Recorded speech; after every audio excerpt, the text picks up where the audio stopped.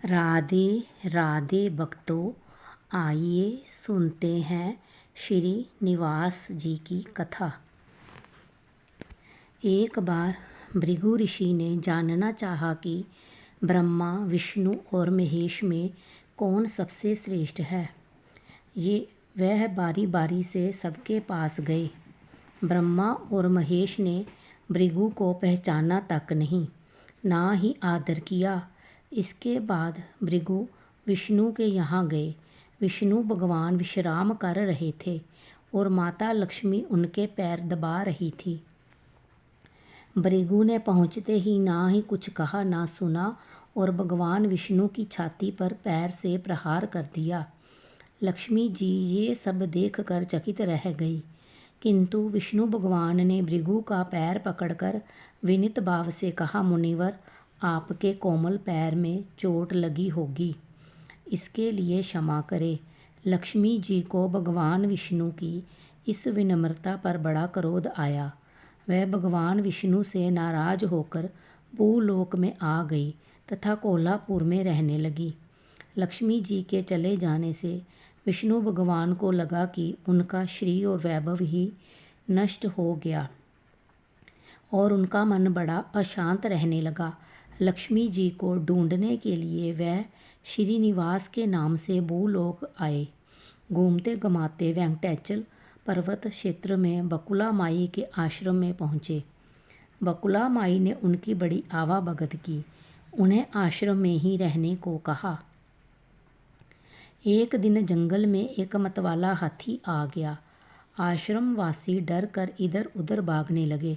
श्रीनिवास ने ये देखा तो धनुष बाण लेकर हाथी का पीछा किया। हाथी डरकर भागा और घने जंगल में अदृश्य हो गया। श्रीनिवास उसका पीछा करते करते थक गए थे।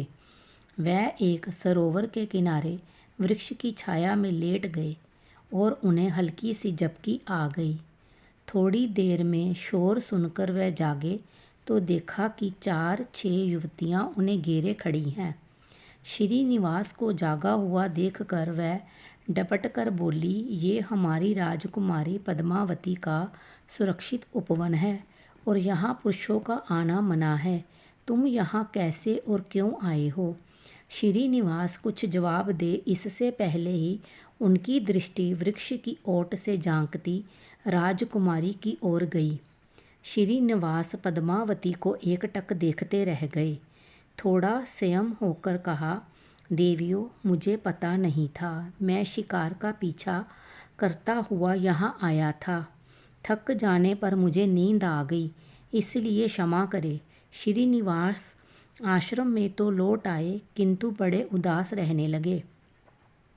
एक दिन बकुला माई ने बड़े प्यार से उनकी उदासी का कारण पूछा तो श्रीनिवास ने पद्मावती से भेंट की सारी कहानी कह सुनाई। फिर कहा, उसके बिना मैं नहीं रह सकता। बकुला माई बोली, ऐसा सपना मत देखो।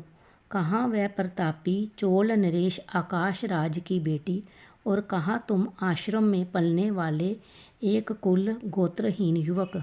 श्रीनिवास बोले, माँ, एक उपाय है, तुम मेरा साथ दो तो सब संभव है। बकुला माई ने श्रीनिवास का सच्चा प्यार देखकर हाँ कर दी। श्रीनिवास ज्योतिष जानने वाली औरत का वेश बनाकर राजा आकाश की राजधानी नारायणपुर पहुँचे। उसकी चर्चा सुन पद्मावती ने भी उस औरत को महल बुलाकर अपना हाथ दिखाया। राजकुमारी के हस्तरेखा देखकर वह बोली, राजकुमारी, कुछ दिन पहले तुम्हारी भेंट तुम्हारे सुरक्षित उद्यान में किसी युवक से हुई थी। तुम दोनों की दृष्टि मिली थी, उसी युवक से तुम्हारी शादी का योग बनता है। पद्मावती की माँ धरना देवी ने पूछा, ये कैसे हो सकता है? ज्योतिषी औरत बोली, ऐसा ही योग है। ग्रह कहते हैं कोई औरत अपने बेटे के लिए आपकी बेटी मांगने स्वयं आएगी। 2 दिन बाद सचमुच ही बकुला माई एक तपस्विनी के वेश में राजमहल आई। उसने अपने युवा बेटे के साथ पद्मावती के विवाह की चर्चा की। राजा आकाश में बकुला माई को पहचान लिया। उन्होंने पूछा, वह युवक कौन है? बकुला माई बोली, उसका नाम श्रीनिवास है। वह चंद्रवंश में पैदा हुआ है, मेरे आश्रम में रह रहा है और मुझे माँ की तरह मानता है। राजा आकाश ने कुछ सोचकर उत्तर देने के लिए कहा। बकुला माई के चले जाने पर आकाश ने राजा पुरोहित को बुलाकर सारी बात बताई।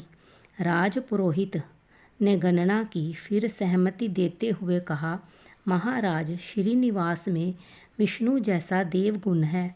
लक्ष्मी जैसी आपकी बेटी के लिए यह बड़ा सुयोग्य वर है। राजा आकाश ने तुरंत बकुला माई के यहाँ अपनी स्वीकृति के साथ विवाह की लगन पत्रिका भेज दी। बकुला माई ने सुना तो वह चिंतित हो उठी। श्रीनिवास से बोली, बेटा, अब तक तो विवाह की ही चिंता थी, अब पैसे ना होने की चिंता है। मैं वारा स्वामी के पास जाती हूँ, उनसे पूछती हूँ कि क्या किया जाए। बकुला माई श्रीनिवास को लेकर वारा स्वामी के पास गई और श्रीनिवास के विवाह के लिए धन की समस्या बताई तो वराह स्वामी ने 8 दिक्पालों इंद्र, कुबेर, ब्रह्मा, शंकर आदि देवताओं को अपने आश्रम में बुलवाया और फिर श्रीनिवास को बुलाकर कहा, तुम स्वयं इन्हें अपनी समस्या बताओ। श्रीनिवास ने देवताओं से कहा, मैं चोल नरेश राजा आकाश की बेटी पद्मावती से विवाह करना चाहता हूँ। मेरी हैसियत राजा के अनुरूप नहीं है, मेरे पास धन नहीं है, मैं क्या करूं? इंद्र ने कुबेर से कहा, कुबेर, इस काम के लिए तुम श्रीनिवास को ऋण दे दो। कुबेर ने कहा, ऋण तो दे दूंगा, पर उसे ये वापस कब और कैसे करेंगे, इसका निर्णय होना चाहिए। श्रीनिवास बोले, इसकी चिंता मत कीजिए, कलयुग के अंत तक मैं सब ऋण चुका दूंगा। कुबेर ने स्वीकार कर लिया। सब देवताओं की साक्षी में श्रीनिवास के ऋण पत्र लिख दिया। उस धन से श्रीनिवास और पद्मावती का विवाह बड़ी धूमधाम से हुआ। तभी नारद ने कोल्हापुर आकर लक्ष्मी को बताया, विष्णु ने श्रीनिवास के रूप में पद्मावती से विवाह कर लिया है। दोनों वेंकटाचलम पर्वत पर रह रहे हैं। ये सुनकर लक्ष्मी जी को बड़ा दुख हुआ। वह सीधे वेंकटाचल पहुंची। विष्णु जी की सेवा में लगी पद्मावती को भला बुरा कहने लगी। श्रीनिवास, विष्णु रूप मेरे पति है, तूने इनके साथ विवाह क्यों किया? दोनों ने वाक युद्ध होने लगा तो श्रीनिवास को बड़ा दुख हुआ। वह पीछे हटे और पत्थर की मूर्ति के रूप में बदल गए। जब दोनों देवियों ने ये देखा तो उन्हें बड़ा दुख हुआ कि श्रीनिवास तो अब किसी के ना रहे। इतने में शिला विग्रह से आवाज़ आई, देवियों, मैं इस स्थान पर वेंकटेश्वर स्वामी के नाम से अपने भक्तों का अभिष्ट पूरा करता रहूँगा। उनसे प्राप्त चढ़ावे के धन द्वारा कुबेर के कर्ज का ब्याज चुकाता रहूँगा। इसीलिए तुम दोनों मेरे लिए आपस में झगड़ा मत करो। ये वाणी सुनते ही लक्ष्मी जी और पद्मावती दोनों ने सिर झुका लिया।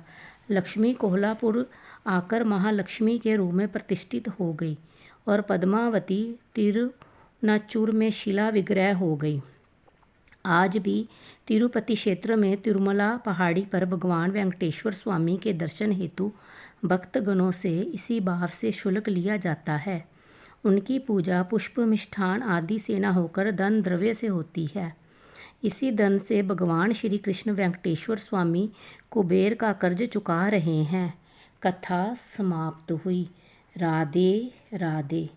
कृपया मेरे चैनल को लाइक, शेयर, कमेंट और सब्सक्राइब करें।